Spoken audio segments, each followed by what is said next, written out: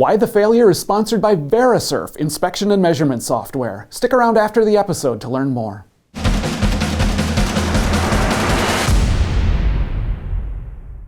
Welcome to AM Why the Failure. This is our show about success in additive manufacturing, but the failure that we go through on the way to success. We talk about process development, we talk about build failures on the way to successful 3D printed parts. So let me introduce my co-host, our resident expert, Penn State additive manufacturing professor, Tim Simpson. Hello, Tim.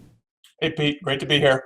We're going to do another laser powder bed fusion part this time. We've done powder bed fusion before, but this time I think we've got maybe a more realistic example of process development, because with additive, it's not just discovering one failure, one little problem, fixing it, and you're done. It's more of a sequential process. Does that sound right? It does, unfortunately, and it can be a very, very painful process. Sometimes the things you do to try and fix that failure could lead to new failures, or it moves you on, and then you discover other challenges during your build, as we did in this case. All right, as we did in this case. So this is an example of that, I think. Fixes to one problem leading to another problem that in turn had to be fixed. Tim, so give us an introduction. What is this part that I'm holding? What's it made of? What purpose did it serve? Talk a little bit about this project. Sure. So this was an early project with an automotive manufacturer. They were looking at some novel piston crowns and other geometries there, and they wanted to speed up their prototyping and design iterations. And so their current method of outsourcing prototypes, getting them back, took too long. So they worked with us to say, hey, could we print a functional piston crown for then testing and iteration on our design. And you didn't just print the complete crown, you printed some fractional sections too, right? Absolutely, right. I think one of the things with powder bed fusion, you end up filling that whole build plate with powder there, and so you then want to pack it with as many parts or get as much information out of that build as you can. And so in this case, we had the full section of the piston crown. We had put some internal geometries there that for conformal cooling and such. And so we wanted to actually print 1/4 sections of that so that we could then see inside to be able to then show and demonstrate to people the power of additive. So let's talk about the first build attempt. There were a series of attempts, and we're going to get into that. Your first attempt, talk about what you tried, what you encountered there, what this photo is showing. Absolutely. This is not what you want to see when you look in to check on how your build's doing. You want a very nice, smooth, flat, uniform surface from powder that's being recoated there. In this case, you see all sorts of bumps, grooves, divots in there. Something's going on. You are not getting good powder spread. You're probably encountering some geometry. Nonetheless, you got to stop the build and figure out what's going on. All right, so as we do, when we have these parts that we're going to talk about, we debut the failures on LinkedIn first. Watch for the hashtag AMWTF, and we invited respondents on LinkedIn, experts on additive manufacturing that we found there in social media, to comment on what they were seeing, what's the cause there. And Tim, I think John Lomer and Jacob Steinberg had interesting comments. Yeah, I think they were some of the first to respond. John was from Oerlikon, powder manufacturer there for additive manufacturing, and thought, hey, maybe, what about contaminated powder? Chemical levels are off, something along those lines that then could lead to sort of inconsistent melt, heat dispersion, those sorts of things. And I think certainly it would be something to consider, but if it was sort of contamination, it would certainly be a bit more random, I believe, within the powder bed there versus in a particular area. Versus here, you can certainly see streaks and lines that say, led us to think, nope, probably something going on with the geometry underneath. So Jacob Steinberger, I think, was one of the first to hit on the process and geometry. Picked up on, likely this is a hard recoater blade there, and one of the big things with laser powder bed fusion, heating, cooling, things can curl up like a potato chip, and then rotor blade comes along and smacks it or hits it, and that could certainly stop it. He also noticed that similar spots on sort of either side, and maybe there was a circle or tangents to a circle underneath. And definitely that was true. Again, a piston crown here, so you're printing a circular cross section and building up those walls there.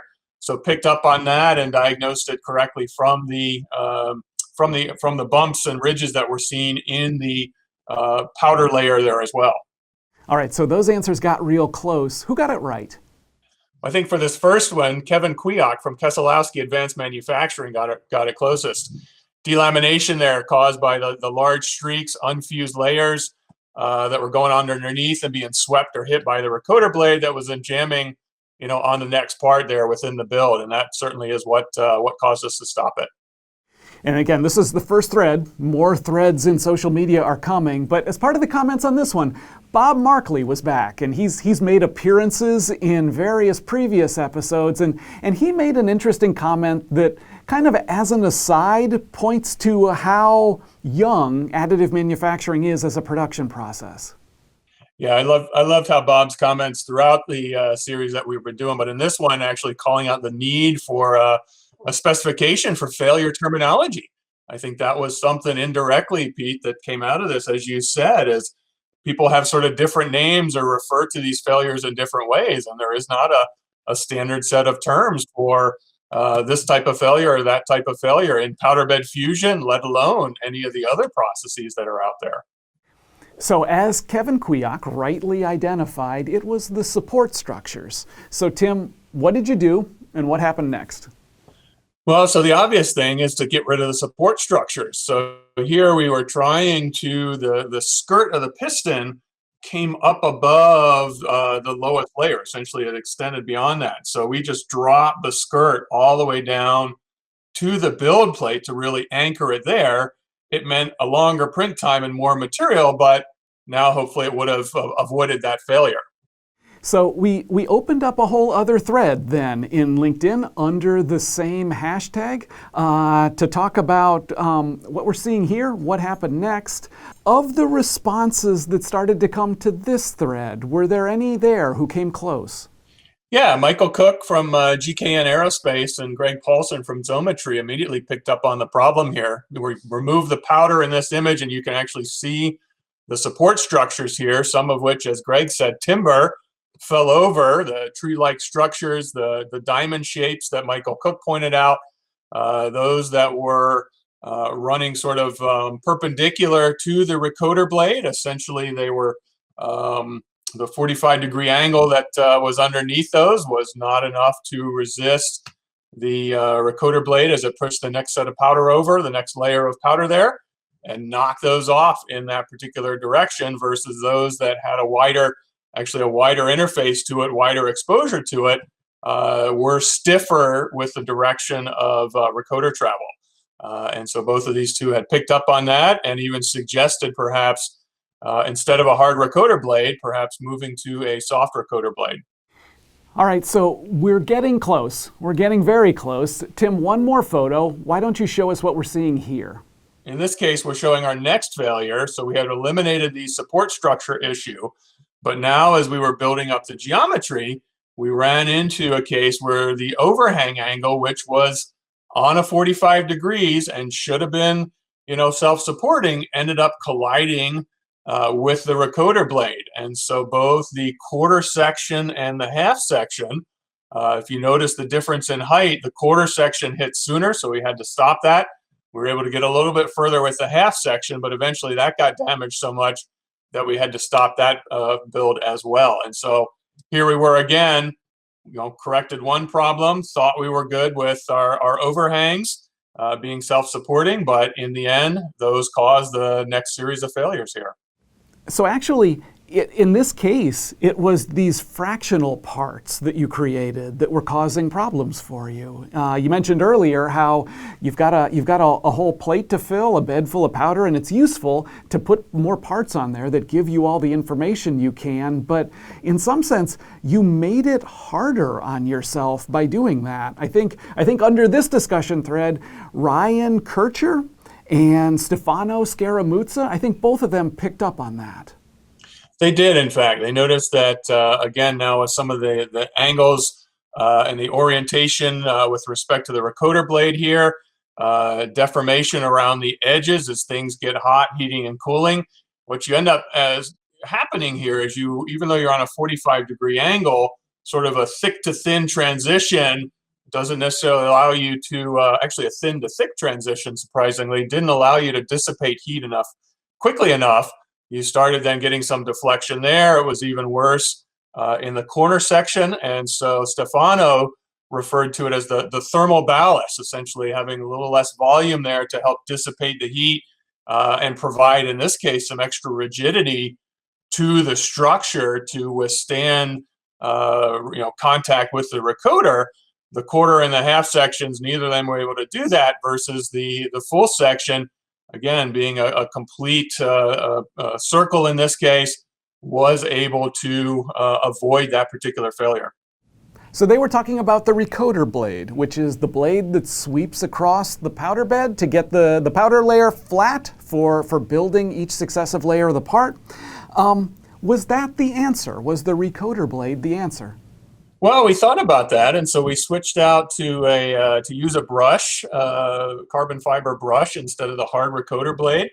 You can see there in the next set of images, though, the metal deflected enough so that now it sort of cut the bristles out of that brush, which then creates an uneven spread that leads to the flakes or the little tendrils that you see sort of growing off of the metal. So just swapping out the recoder blade did not help. So what were the final steps? How did you get this part to build successfully?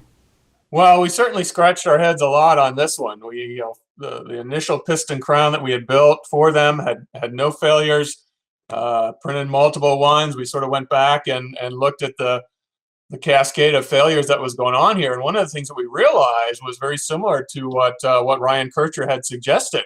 Turned out it was either the quarter or the half sections. Those were the ones that were always failing. So in the end, we swapped back to the hard recoder.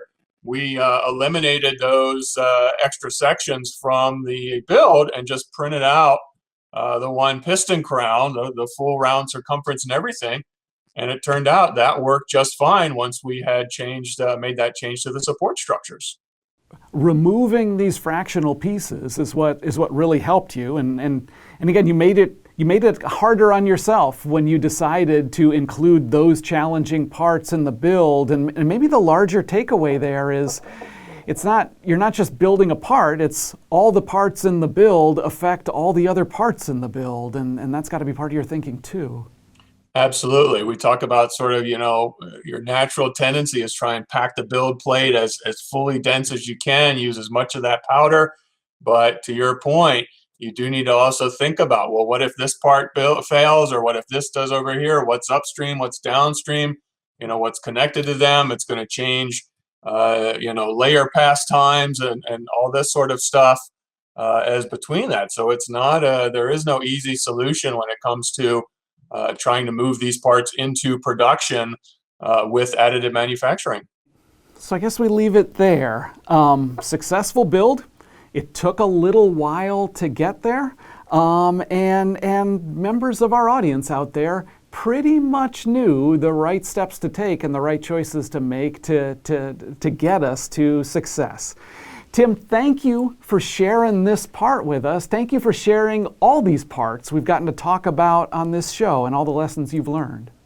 Excellent. Hey, it's been great to be here. And I think in the end, even with this final example, right, the reason of using additive for functional prototyping, despite the missteps there, we were still able to compress, the 2-month or so lead time that they had down to, have that. And of course, once we figured out what to do it, could easily turn around new designs in 1 to 2 weeks, which allowed them to speed up their prototype and development phases as they had hoped. So in the end, it was a success. All right, thank you for watching this video series. We're going to take a little break now. We're going to go fail some more, but this idea of looking at failure, sharing failure, has been pretty well received. I think we're going to do more of these. So stay tuned. Keep watching that AMWTF hashtag. See you soon. Thank you to our sponsor Verisurf, a measurement solutions company. Use Verisurf software as a common measurement platform across the enterprise for analysis of parts made through additive manufacturing and other operations. Capabilities include quality and inspection reporting, advanced surface analysis, and reverse engineering. Built on powerful CAD/CAM, Verisurf employs digital model-based definition, open standards, universal compatibility with CMMs, and comparison of measurement data to nominal 3D CAD or STL files. Regardless of operation, 3D printing, machining, casting, or molding, Verisurf supports the process by verifying the part. Maintain the digital thread through design, engineering, manufacturing, and part validation. Learn more, Verisurf.com.